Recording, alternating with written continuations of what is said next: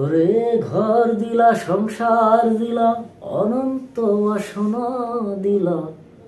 ঘর দিলা, সংসার দিলা, অনন্ত বাসনা দিলা। জনম ভরে থাকতে ভবে আয়ু দিলা না। শায় রব্বানা, এই দুনিয়ায় পাঠায়া কেন থাকতে দিবা না। শায় রব্বানা, এই দুনিয়ায় পাঠায়া কেন থাকতে দিবা না। প্রিয় দর্শক, কথায় আছে, দেহ কাবে বুকে, সম্পদ কাবে লুকে। কাপড়ের কাপড় পচার আগেই মানুষের দেহ পচে যায়। বিষয়টা অনেক ভাবনীয় হলেও আমরা তা গুরুত্ব দিতে চাই না। মূল টপিক, মানুষের মৃত্যুর পর তার দেহের কী অবস্থা হয়, তার বিষয়ে আজকে আমার ভিডিও। তো চেষ্টা করলাম যে নিজের ক্ষুদ্র বেলায় যা ধরলো তা আপনাদের সঙ্গে শেয়ার করি। এই বিষয়ে আপনাদেরকে আজকে কিছু বলা। তো মানুষের দেহটাকে আল্লাহ তাআলা এমন সিস্টেমের তৈরি করেছেন যে মৃত্যুর পর তার একবারে মূল্যহীন হয়ে যায়। যেমন মানুষ পৃথিবীতে বেঁচে থাকার জন্য তার সর্বোচ্চ চেষ্টা করে তার দেহকে সুঠাম রাখতে এবং দেহকে সুস্থ সবল রাখার জন্যই তার জন্ম থেকে মৃত্যু পর্যন্ত পরিশ্রম। দ্বিতীয়ত হচ্ছে যে মানুষ তার দেহর জন্যই কত বাসনা, কত কামনা করে। এত এত সম্পদ, বিঘার বিঘা জমি জমা সম্পদ, এগুলো কি হবে রে ভাই?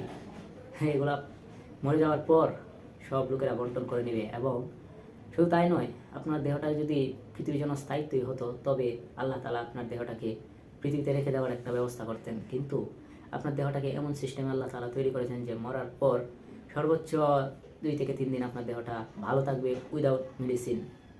ন্যাচারালি এটা পচতে থাকবে, এটা ভালো থাকবে না। যাই হোক, আজকের টপিক যেটা, সেটা হচ্ছে মানুষের মরে গেলে তার দেহের কী অবস্থা হয়। মৃত্যুর পর মস্তিষ্কের কার্যক্রম বন্ধ হয়ে যায়। এটি ঘটবে সেকেন্ডের ব্যবধানে। শরীরের তাপমাত্রা শীতল হয়ে যাবে। অক্সিজেনের অভাবে কোষগুলোর মৃত্যু করতে আরম্ভ করবে। সে সঙ্গে কোষগুলোরও ভাঙন ধরবে, যা পচন প্রক্রিয়ার আগ পর্যন্ত চলবে। এটি ঘটবে মিনিটের ব্যবধানে। শরীর প্রসারিত হওয়ার কারণে পেশির মধ্যে ক্যালসিয়াম তৈরি হতে থাকে। এটি 34 ঘন্টা পর্যন্ত হয়। এটি ঘটবে ঘন্টার ব্যবধানে। পেশিগুলো শীতল হয়ে যাবে। ত্বক শুষ্ক সংকুচিত দেখায়। এর কারণে চুল ও নখ বড় হয়ে যাবে বলে মনে করা হয়। মধ্যাকর্ষণ শক্তির কারণে রক্তে টান পড়বে। এতে করে শরীরের চামড়ার কালশিটে পড়া বা অনেকটা দাগের মতো দেখা যাবে। শরীরের এনজাইমগুলো নিজেদের ভেতরে অঙ্গ প্রত্যঙ্গগুলো হজম করতে শুরু করে। প্রক্রিয়াটি ত্বরান্বিত করে ব্যাকটেরিয়া উপস্থিতি। এটি ঘটবে দিনের ব্যবধানে। পচনশীল দেহ পিউট্রিসিন বা ক্যাডাভেরিন নামের রাসায়নিক উপাদান নির্গত হওয়ার কারণে দুর্গন্ধ তৈরি হবে। 1 সপ্তাহের মধ্যে বিভিন্ন কীটপতঙ্গ শরীর খেয়ে ফেলতে থাকবে। শরীর বেগুনি কালো হয়ে যাবে, কারণ ব্যাকটেরিয়ার মাধ্যমে শরীরের বিয়োজন অব্যাহত থাকবে। চুল ঝরতে শুরু করবে। 4 মাসের মধ্যে কঙ্কাল বাকি সব মিশে যাবে মাটির সঙ্গে। প্রকৃতপক্ষে মেইন টপিক, ন্যাচারালি 3 দিনের বেশি কোনো মৃত লাশ থাকে না, তা পছন্দ হতে শুরু করে। সপ্তাহের ব্যবধানে তার হাতের নখ, চুল জড়ে যেতে শুরু করে। কিসের এত অহংকার মানুষ? নিঃশ্বাস ফুরালেই জীবনের সব মূল্য শেষ। তো আল্লাহ তাআলা আমাদেরকে যে কারণে সৃষ্টি করেছেন, মূল্যবান একটি সময় দান করেছেন, সময়টাকে কাজে লাগানোর চেষ্টা করি সবাই।